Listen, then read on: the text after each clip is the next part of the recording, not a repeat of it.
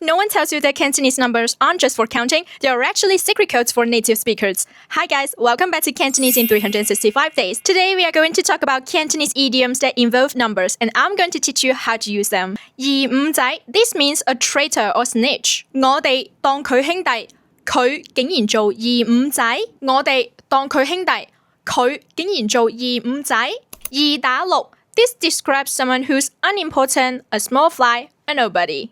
佢喺公司只係一個二打六，邊有話事權啊？佢喺公司只係一個二打六，邊有話事權啊？三唔識七 This means completely strangers or totally unrelated. 我同佢三唔識七，點解要我幫佢？我同佢三唔識七，點解要我幫佢？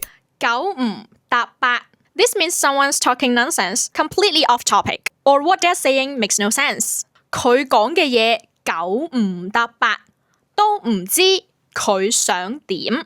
佢講嘅嘢九唔搭八，都唔知佢想點。鬼五馬六 This describes something that's weird, messy, chaotic, or just plain bizarre. 你着到鬼五馬六咁，去邊度啊？你着到鬼五馬六咁，去邊度啊？七國咁亂 This means as chaotic as 7 different kingdoms in Asian China. 佢哋屋企七國咁亂，完全唔似有人住。佢哋屋企七國咁亂，完全唔似有人住。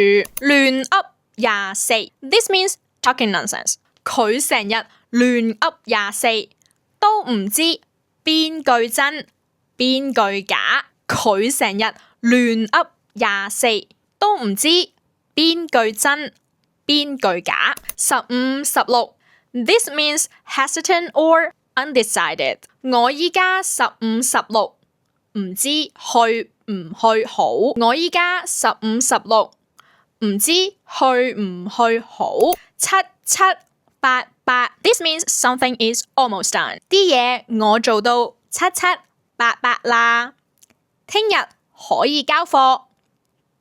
啲嘢我做到七七八八啦，聽日可以交貨。四四六六 This means handling things neatly and properly. 你同佢講清楚。